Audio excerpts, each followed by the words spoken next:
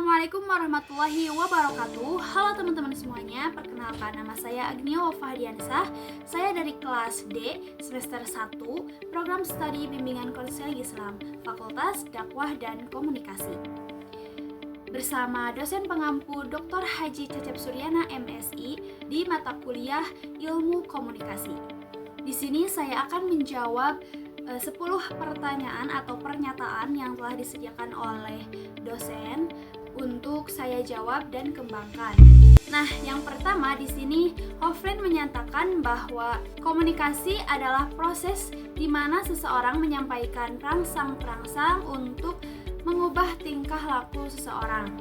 Definisi ini benar, akan tetapi kita harus memahami konteks dari Hoffman tersendiri, yang mana beliau mengembangkan teori ini melalui penelitian psikologi sosial tentang persuasi, terutama melalui eksperimen-eksperimen yang telah beliau lakukan pada tahun 1940 sampai 1940-an. Dan fokus utama Hoffman di sini terhadap pesan tersebut adalah bagaimana seseorang menyampaikannya, apa isi pesannya, siapa penerimanya, siapa penyampainya, siapa yang menyampaikannya, karena semua itu dapat mempengaruhi opini dan tingkah laku seseorang. Karena itu, definisi ini bersifat linear dan instrumental. Yang kedua, apabila komunikasi dianggap sebagai konsep linear, maka tidak sesuai atau tidak cocok dengan konsep tatap muka. Dan jika komunikasi tersebut linear saja, maka akan berpusat pada sumber tertentu. Lalu konseptualisasi komunikasi tersebut masuk ke dalam komunikasi sebagai interaksi. Nah, komunikasi linear di sini memang tidak sesuai atau tidak cocok dengan konsep komunikasi tatap muka, karena bagaimanapun konsep tatap muka itu melibatkan feedback secara langsung, juga menunjukkan gestur tubuh, mimik wajah, juga dapat melakukan negosiasi makna, yang mana hal-hal seperti itu tidak dijelaskan pada konsep komunikasi linear. Lalu komunikasi linear di sini hanya berfokus atau berpusat pada sumber tertentu. Memang karena proses linear di sini hanya berjalan pada satu arah, seperti iklan biliar, radio, pengumuman publik. Karena pengirim pesan tidak dapat menerima feedbacknya secara langsung.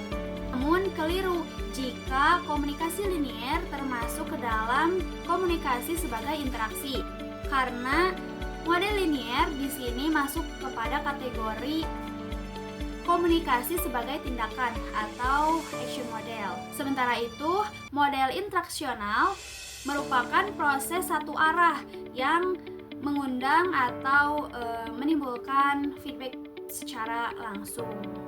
Nah, yang ketiga, jika kita melihat konteks komunikasi dari besarnya jumlah peserta, yang mana beberapa komunikasi di sini memiliki kesegeraan umpan balik secara paling tinggi, tetapi komunikasi massa di sini memiliki kesegeraan umpan balik yang rendah. Mengapa? Karena komunikasi massa melalui satu arah, dan apalagi jika konteksnya berupa peserta yang jumlahnya begitu banyak, maka tidak adanya interaksi secara langsung. Bahkan respon dari audiens pun bisa tertunda dan tidak spontan. Maka dari itu, semakin banyak jumlah peserta, maka rendah juga kesegeraan umpan balik atau feedback yang terjadi.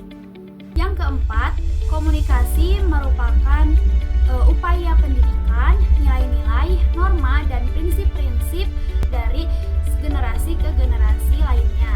Dan fungsi ini merupakan fungsi sebagai korelasi. Lebih tepatnya, fungsi ini disebut dengan fungsi transmisi budaya atau cultural transmission. Kenapa bukan fungsi korelasi? Karena fungsi korelasi yaitu interpretasi dan pengorganisasian informasi, yaitu menghubungkan peristiwa dengan makna bagi masyarakat. Sementara itu, fungsi transmisi budaya atau cultural transmission yaitu nilai norma yang diterapkan, yang mana penerapan dari generasi ke generasi baru dalam suatu budaya agar generasi yang baru ini memiliki budaya yang sama, seperti orang tua yang mengajarkan sopan santun terhadap anaknya atau sekolah yang mengajarkan etika sosial. Yang kelima, komunikasi penting dalam mengembangkan konsep diri, aktualisasi diri, keberlangsungan hidup, memperoleh kebahagiaan, dan fungsi ini sebagai fungsi sosial. Pernyataan yang tepat karena dalam komunikasi memang berkaitan dengan aktualisasi diri, menjaga keberlangsungan hidup, lalu dalam memperoleh kebahagiaan, dan menghindari tekanan dalam hidup. Dan fungsi ini termasuk fungsi sosial karena fungsi-fungsi tersebut berkaitan dengan intrapersonal seseorang dan dalam pembentukan identitas diri. Lalu komunikasi juga menjadi sarana dasar untuk manusia menjadi makhluk sosial. Yang keenam, pada dasarnya lambang tidak memiliki makna bawaan, yang mana manusialah yang memberi makna. Maka dari itu, komunikasi dalam prinsip ini termasuk pada proses simbolik. Nah, dapat kita pahami dalam konsep komunikasi di sini adalah komunikasi yang menciptakan, mengirim, dan menafsirkan simbol. Maka dari itu, hasil dari interaksi itulah yang menjadi maknanya. Yang ketujuh, stand up comedy merupakan bentuk komunikasi yang berfungsi untuk menghibur, yang mana fungsi utamanya yaitu menghibur, karena pada dasarnya tujuan dari pertunjukan ini adalah untuk memancing tawa, memberikan kesenangan, serta menghindari ketegangan. Dan stand up comedy juga menggunakan storytelling, ekspresi, bahasa tubuh, dan humor yang seseorang ciptakan dalam menyampaikan pesannya untuk menciptakan sebuah emosional yang positif terhadap audiens.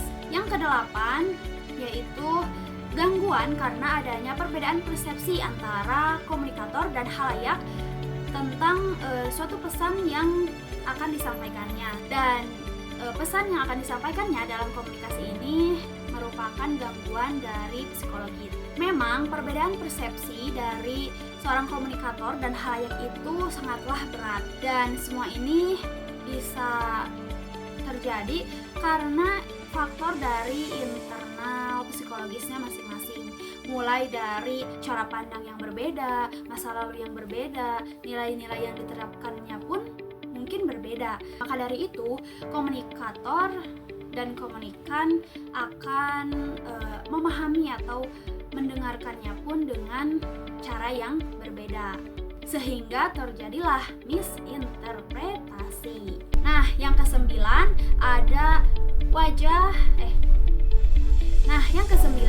ekspresi wajah intensifi digunakan untuk mendapatkan penilaian yang baik dari orang lain atau lingkungan, meskipun tidak sesuai dengan keadaan yang sesungguhnya.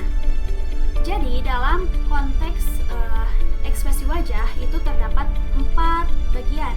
Yang pertama intensifi, yang kedua de-intensifi, yang ketiga neutralis, yang ketiga masking. Nah, yang akan saya bahas adalah intensifi, yang mana intensifi ini mengeluarkan ekspresi untuk mendapatkan nilai yang baik dari lingkungan, meskipun tidak sesuai dengan keadaan yang sesungguhnya. Contoh seperti kita melakukan ketawa yang begitu lebar, yang begitu ceria, tetapi sebenarnya kita kalau dilihat dari keadaan sebenarnya itu tidak terlalu bahagia pada saat itu. Contohnya seperti itu.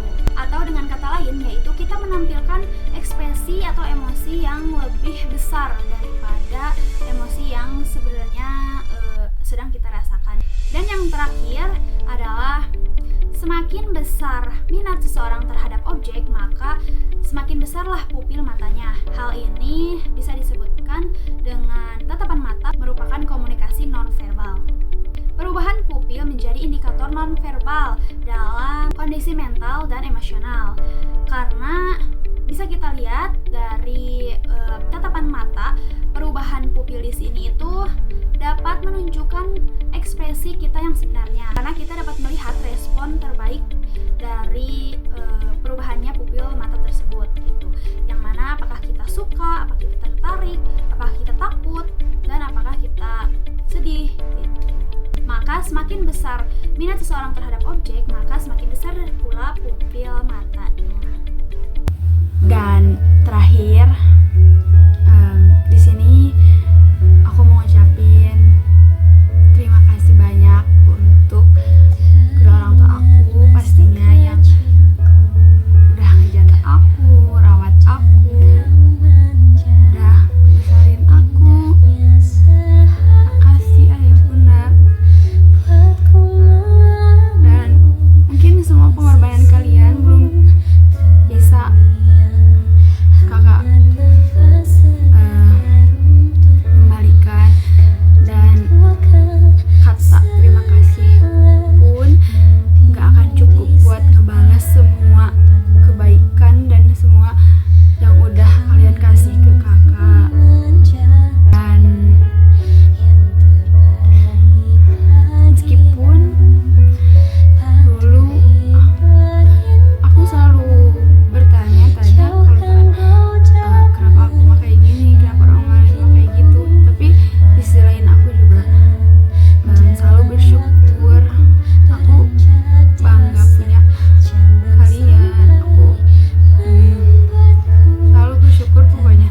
Dan karena aku juga tahu, aku juga kalau makin kesini makin paham kalau misalkan setiap orang tua itu punya jalannya, punya caranya tersendiri dalam mendidik seorang anak. Dan maafin kalau misalkan kakak suka bikin marah, kalau misalkan kakak belum bisa bahagiain bunda ayah. Kan jujur sebenarnya aku tuh orangnya sedikit gengsi ya, kayak gak gampang kalau misalkan nyebutin makasih atau maaf. Tapi aku juga di belakang gak pernah lupa buat ngucapin makasih dan selalu bersyukur. Terus pokoknya buat ayah sama bunda sehat-sehat, dilancarkan segala usahanya, segala urusannya pokoknya. Dan doain juga kakak di sini supaya kakak juga bisa sukses, kakak juga bisa menggapai semua cita-cita dan apa yang kakak inginkan selama ini.